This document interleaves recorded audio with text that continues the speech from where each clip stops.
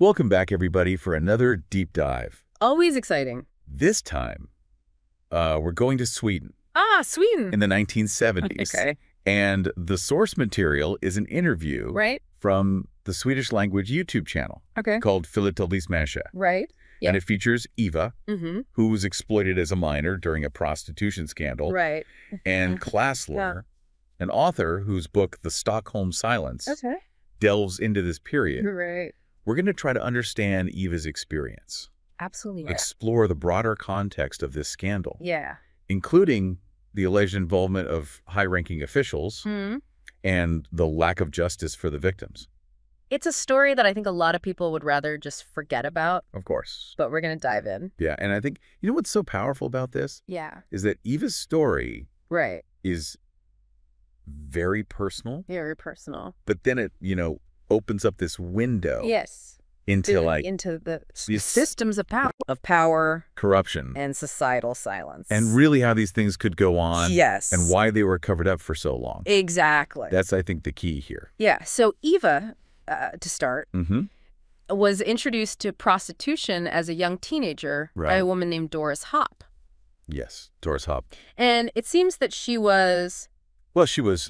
coerced and threatened with exposure to her parents. Right, yeah. If she didn't comply. I mean, this is a classic example of exploitation preying on someone who is vulnerable, using fear and manipulation to gain control. Yes. I mean, this is sadly a tactic that we see repeated time and time again in these types of situations. Right. Yeah, and even more unsettling is that Eva was invited to the premiere of the film Call Girl. Call Girl. Which was based on the scandal that she was a victim of. Yeah, they're making a movie. That's fictionalized. Right. And they're inviting a victim to come watch it. Right. It's a blatant disregard for her trauma.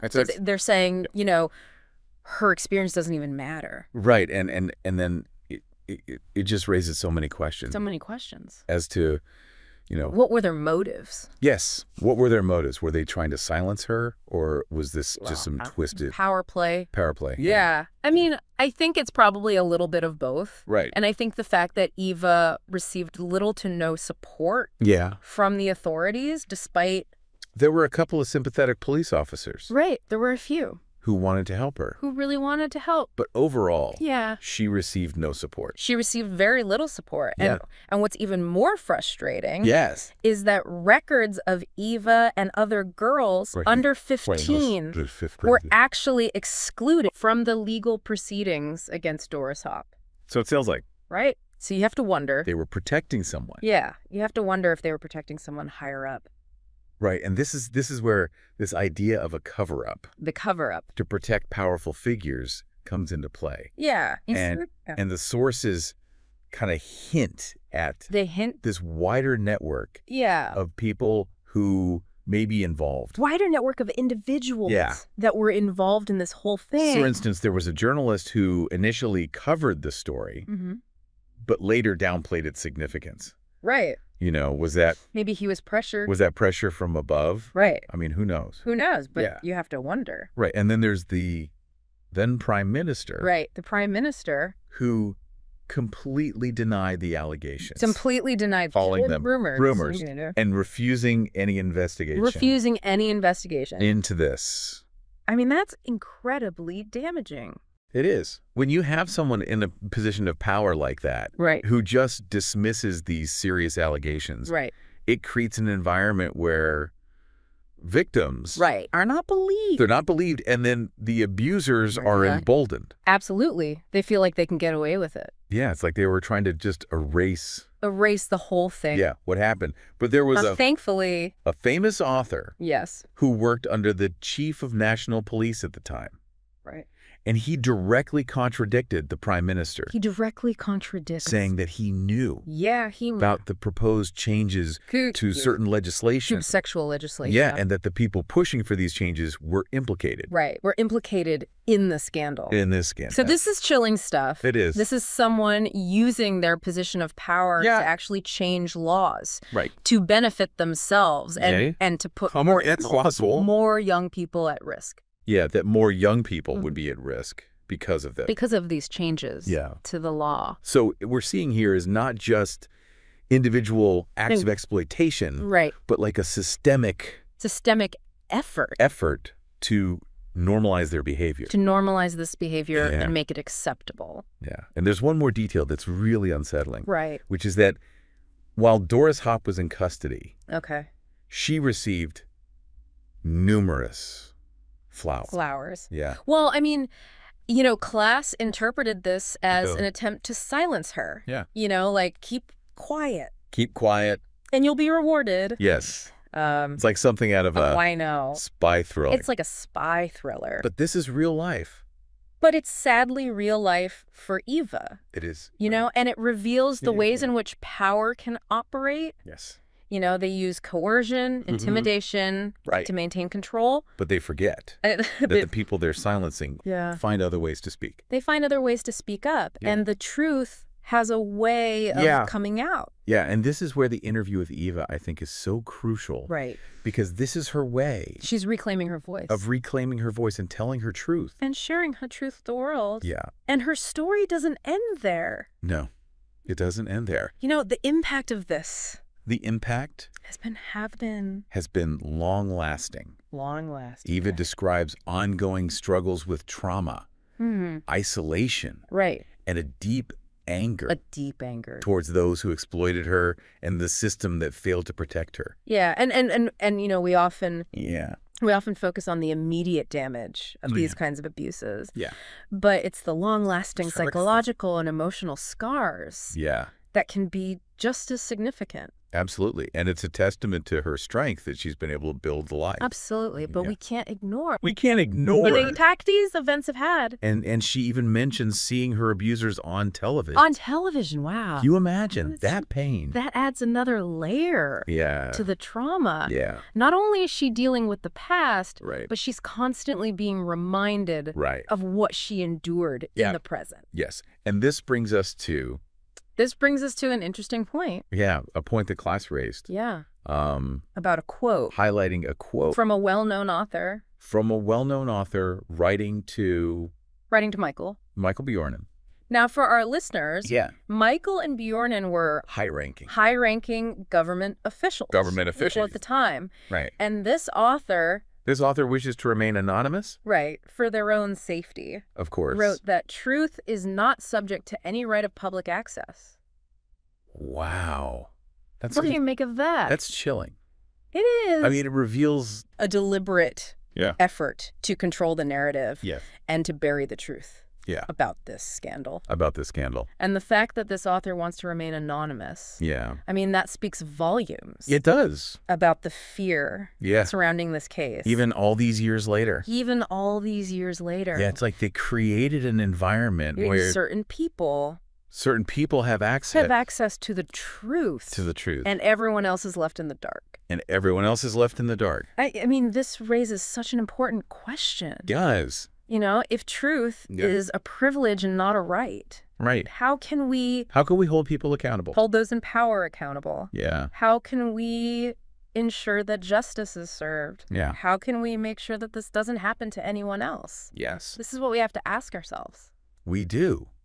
And it's disturbing to think that this kind of manipulation of facts and people might be more common than we realize. This class even draws parallels. Oh, yeah. Between this scandal and the Epstein case. The Epstein case in the U.S. Yeah, absolutely. I mean, it's a stark reminder. It is. That these kinds of abuses, they're not isolated incidents. Right. This is a systemic issue, and it makes you wonder how many other stories are out there. Right. How many other stories hidden in the shadows are hidden, and how many other people have been silenced? And what can we do? Right. What can we do to bring them to light? I think that's the challenge before us. Yeah. We need to be more than just passive observers. Right. We need to listen. Yeah. Survivors believe their stories. And support their pursuit of justice. Absolutely. We can't let these injustices just be swept under the rug. No. Silence only protects the abusers. Exactly. Silence protects the abusers. Yeah. But it's not just about speaking out. It's also about... It's about providing tangible support. Tangible support to the victim. Those who have been harmed. Absolutely. And that brings us to this idea of a fund. Yes. Setting up a fund to support Eva. Yeah. I felt very strongly that, we needed to do something to help her heal and rebuild her life. Yeah. She deserves more than just our sympathy. Yes, she deserves tangible aid. She deserves more, yeah. And it's not just me. Yeah, and Claes. Claes is also on board. Is on board. He's pledged to donate a portion of his book proceeds. That's fantastic. That's a fund. That's great. So it's really about showing solidarity, not just with words, but with action. It's about action. Yeah, and it's a reminder that even small contributions can make a big difference. Absolutely. Every bit counts. Every bit counts. And, beyond financial support, there's so much more we can do. What else can we do? We need to challenge the systems that allow these abuses to happen. Yes, right. We need to demand transparency from those in power. Transparency. We need to hold them accountable for their actions. Yes. And we need to advocate for laws and policies that protect the vulnerable. It's about changing the culture that allows these things to happen in the first place. It's about changing the culture. Yeah. We need to create a society where survivors feel safe coming forward. Yeah. Where their voices are heard and believed. And where abusers are held responsible for their crimes. It's a long road. It's a long road. But it's a journey we need to take. But it's a journey we have to take. We owe it to Eva and countless others. We owe it to Eva. Who have suffered in silence. And countless others. Yes. This deep dive has been difficult. Difficult, but necessary. They're a very necessary journey. It's exposed this dark chapter in Stockholm's history. Yeah. And it's forced us to confront some very uncomfortable truths. Uncomfortable truths. About power. Abuse. And the systems. That protect the perpetrator. We've learned about Eva's experience to the alleged involvement of high-ranking officials. Yeah. And the systemic failures that allowed this scandal to happen. And remain hidden for so long. But I think more importantly, it's challenged us to think about our own roles. In breaking the cycle of abuse. And creating a world where justice prevails. Creating a better world. Yeah, we can't let apathy or indifference be the legacy. Can't let that be the legacy of stories like Eva's. Of Eva's story. And it all comes back to that quote. Yeah. Truth is not subject to any right of public access. Yeah. I mean, if we can't even access the truth. Right. How can we hope to change anything? Yeah. And that's why it's so important to support initiatives like Claes in his book that are really dedicated to uncovering the truth. Yeah. No matter how difficult it is. No matter how uncomfortable. Or uncomfortable. Yeah. We need more of that. Yes. We need more investigative journalism, more whistleblowers. More people who are willing to challenge those in power. People who are willing to stand up and say, yes, this isn't right. Yes, and on a more personal level, we can all be more critical of the information that we consume. Yeah.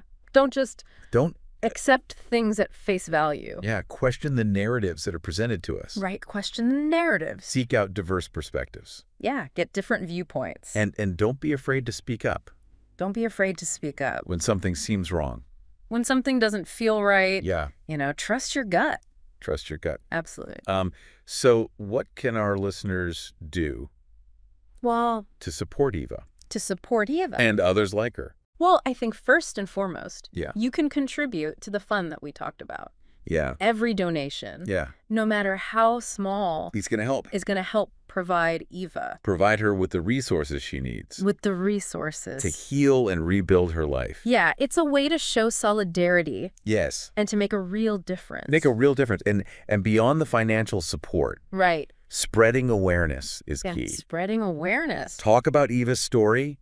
Share this deep dive with others and keep the conversation going. Yeah, the more people who know about this, the harder it's going to be. The harder it will be for them. To sweep it under the rug. To silence these voices. Yes. So it's about creating a ripple effect. Yeah. It's about amplifying the voices of the survivors. Yes. And it's about demanding accountability. From those in power. Silence. Silence protects. Only protects the perpetrators. And the perpetrators. Speaking up, sharing, supporting. Yeah. These are the things that can break the cycle.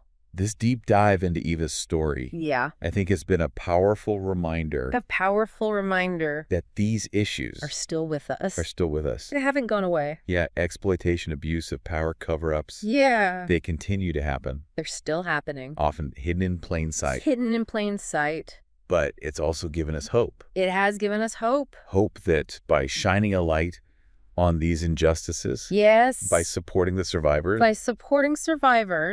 And by working together.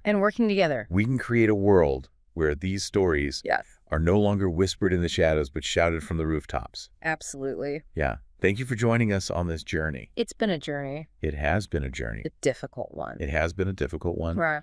But it's a conversation that we need to keep having. Absolutely. We need to keep talking about these things. Yes. Remember, change starts with awareness. And awareness can spark action. And that can lead to action. Until next time, stay curious, stay informed. And most importantly, stay engaged.